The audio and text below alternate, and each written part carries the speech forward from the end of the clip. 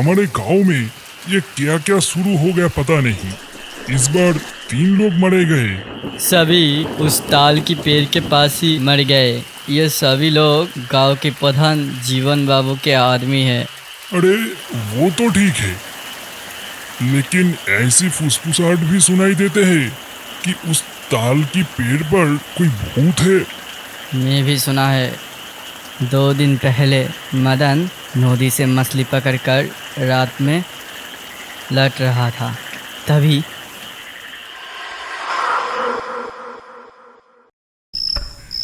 आज नदी से अच्छी मछलियां मिली है, कल अच्छी कमाई होगी। मदन खुश होकर मछलियों की टोकरी लेकर आगे बढ़ रहा था। चारों ओर घनी अंधेरा है। दूर जंगल में रात की जंगली जानवर चिल्ला रहा था। जैसे ही वो बड़ी तालगाछ की पेड़ के पास आया, तभी पीछे से एक कर्कश आवाज सुनाई दिया। लग रहा है, ये छोड़ जा। कौन बोल रहा है? ठीक ऐसी समय ताल के पेड़ से एक भयानक आकृति उल्टी होकर नीचे उतरने लगी। उसकी शक्ल कितनी डरावनी है।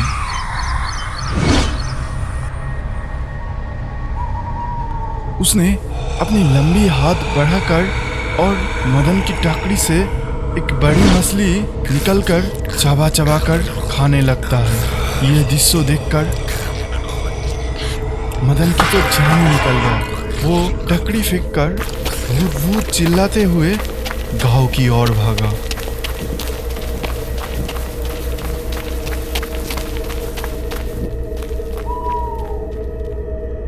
मदन की मुंह से भूत की बात सुनकर और लगातार 2 मौत के बाद इछापुर गांव में नदी के किनारे ताल के पेड़ वाले रास्ते से लोगों का आना जाना बंद हो गया।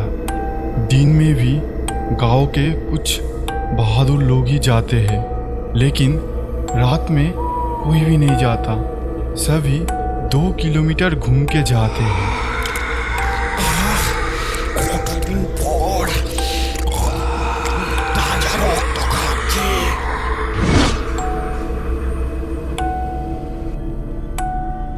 अरे लालू, अभी तो रात 8 बज रहे हैं, तुम कहाँ जा रहे हो? पिताजी आप घर पर नहीं थे, इसलिए मैं नहीं बताया। हमारे कॉलेज की परीक्षा खत्म हो गया है, इसलिए मैं अपने दोस्त नरेश के साथ शहर में फिल्म देखने जा रहा हूँ। ठीक है, चले जा। हाँ, लेकिन भूलकर भी उस डकत गली के मैदान वाले ताल की पेड़ के पास से मत जाना। घूमकर पक्की सड़क से जाना। पिताजी सब लोग डकत गली के मैदान वाले ताल के पेड़ के पास से जाने से इतना क्यों डरते हैं? भूलकर भी उसके बारे में मत पूछना। रात में उसका नाम नहीं लेना चाहिए। मैं बार बार कह रहा हूँ, चाहे जितना भी समय लगे, किसी भी कीमत पर उस ताल की पेड़ के पास से मत जाना। लालू ने बिना कुछ कहे अपने पिताजी को अलविदा करके निकल पड़ा।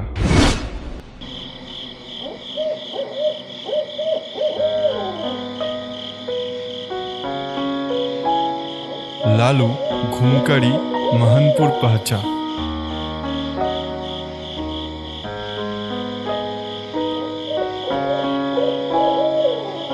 अरे नरेश, तू अभी तक रेडी नहीं हुआ, जल्दी चल। हाँ रुक, मैं आ रहा हूँ। लालू के 2 बार बुलाने पर नरेश बाहर आ गया। जल्दी चल, हॉरर फिल्म शुरू से ना देखे तो मजा नहीं आता। जब लालू और नरेश फिल्म देखकर बाहर निकला तो काफी रात हो गया था। चारों ओर कहीं भी आदमी नहीं था। आखिरी शो होने के वजह से कम लोग ही था, और जो भी था वो बाहर निकलते ही अंधेरे में गायब हो गया। आसमान का हाल तो अच्छा नहीं लग रहा है। किसी भी समय बारिश शुरू हो सकता है। तुझे तो बहुत घूम कर जाना पड़ेगा। हो सकता है कि उससे पहले ही बारिश शुरू हो जाए। उससे अच्छा है कि मेरे घर पे ही रुक जा। नहीं, ज़रूरत नहीं। मैं उसी दक्कतकली के मैदान वाले रास्ते से चला जाऊंगा। क्या बात कर रहा है? उस रास्ते से कोई नहीं जाता। मैंने सुना है वहाँ के एक ताल के पेड़ पर भूत रहता है। भूत कुछ नहीं होता। मैं गांव के प्रधान जीवनपाल का बेटा हूँ। भूत भी मुझसे डरते हैं। ये कहकर दोनों ने निकल पड़े। कुछ दूर जाने के बाद नरेश नूरपुर की तरफ चले गए और लालू इच्छापुर जाने के लिए शॉर्टकट रास्ते डाकतकली मैदान की तरफ चले गए।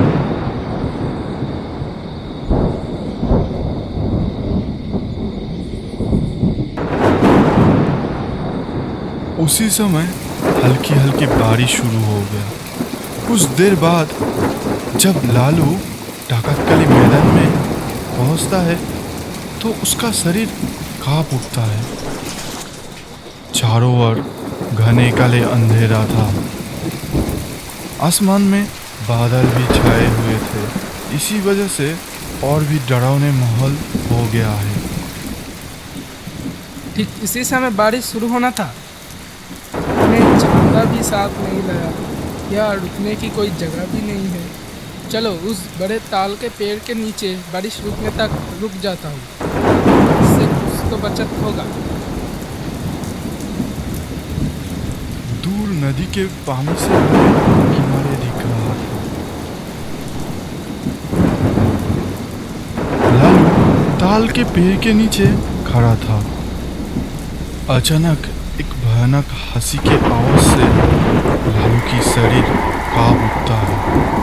लालू को महसूस होता है कि ताल के पेड़ के ऊपर से कोई धीरे धीरे नीचे उतर रहा है। कुछ समय बाद बिजली के चमक में उसने भयंकर आकृति देखा। उसका एक हाथ था लेकिन दूसरा हाथ नहीं था। उसके दोनों पैर पीछे की तरफ मुड़े हुए थे। ये देखकर लालू की बल्टी बंद हो गई। वो समझ गए कि रात में कोई इस रास्ते पर क्यों नहीं आता। मुझे छोड़ दो। मैं अब इस रास्ते पर कभी नहीं आऊँगा। वो भयानक आकृति लालू की ओर कुछ देर जलती हुई नजर से देखने के बाद तुझे छोड़ दूं? मैं तुम लोगों का ही इंतजार कर रहा था। मैं तेरा पिताजी का 2 साथियों को मारा है। आज मुझे तू मिला है। आज तू जिंदा नहीं लौट पाएगा। तेरे पिताजी भी समझेंगे कि बेटी के मरने का गम कैसा होता है। पाप करोगे तो इसी जन्म में ही। मैं तो कोई गलती नहीं की। क्या मेरे बेटे ने कोई गलती की थी? क्या मैं कोई गलती की थी? लेकिन तेरा पिता और उसके 2 साथियों ने मिलकर मुझे मारकर इस ताल के पेड़ के नीचे दफना दिया और मेरे अनाथ बेटे को नदी में बहा दिया था। अरे रहीम, अपने जमीन मुझे दे दे। मुझे उसका जरूरत है। बाबू, आपके पास तो बहुत ज़मीन है। बस ये तो मेरी सारी जमा पूंजी है। मेरा बेटा भी बड़ा हो रहा है और वो पढ़ाई में बहुत अच्छा है। वो ज़रूर कुछ अच्छा विषय लेकर पढ़ेगा ताकि भविष्य में उसे पढ़ाई में कोई दिक्कत ना हो। इसीलिए मैं वो ज़मीन रखी है। ज़रूरत पड़ने पर बेच सकूंगा। तू ऐसे ही मुसलमान है और ये तो हिंदू गांव है। तुझे और तेरे बेटे को यहाँ रहने दिया, यही तो बड़ा बात है। उसे पढ़ाकर कोई फायदा नहीं। उसे भी तेरे जैसे नदियों में मछली पकड़ना सीखा और जमीन मुझे दे दे और भूलकर भी पैसा मत मांगना। ये क्या कह रहे हैं बाबू? आप तो पढ़े लिखे आदमी होकर भी हिंदू मुसलमानों में भेद कर रहे हैं। ईश्वर अल्लाह सभी तो एक है बाबू। क्या तू जैसे एक मूर्ख मुझे धर्म की पाठ सिखाएगा? बेकार की बात छोड़ और जल्दी जमीन मेरे नाम लिख दे। नहीं बाबू, मैं वो जमीन नहीं दूंगा। अच्छा, तो तेरा आज रात ही इंतजाम करता हूँ। उस रात के अंधेरे में जब इछापुर गांव के सब लोग सो रहा था, जीवन और उसके 2 साथी मिलकर रहीम के बेटे को मरकर नदी में बहा देते हैं।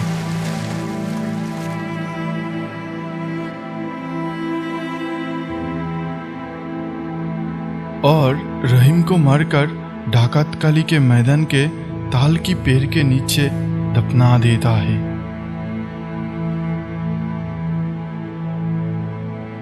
वाकई मेरे पिताजी बहुत बड़ी गलती किया है। मैं सोच भी नहीं सकी पिताजी ने तुम्हारे साथ इतनी बड़ी गलती की। मैं अपने पिता की ओर से तुमसे माफी मांगता हूँ। जानता हूँ इसकी माफी नहीं होती, तुम मुझे मार दो अगर इससे मेरे पिता का कोई पाप कम होता है।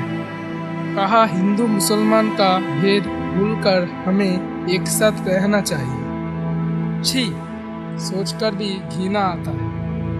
तुम जीवन का बेटा होकर भी बिल्कुल औलाद हो। तुम अपने पिता जैसे नहीं हो। मैं तुम्हें छोड़ देता हूँ। तुम जाओ, जाओ।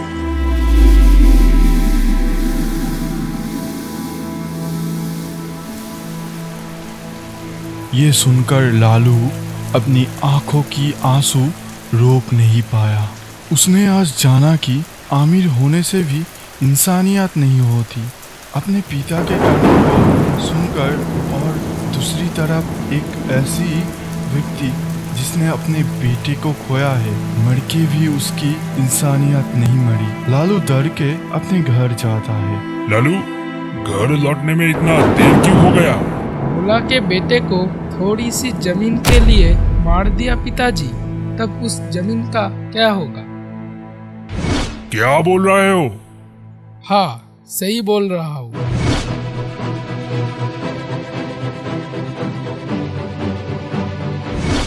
लालू की सारी बातें सुनकर जीवन कहता है, वाकई में गलती की थी, फिर भी रहीम ने तुझे कुछ नहीं किया।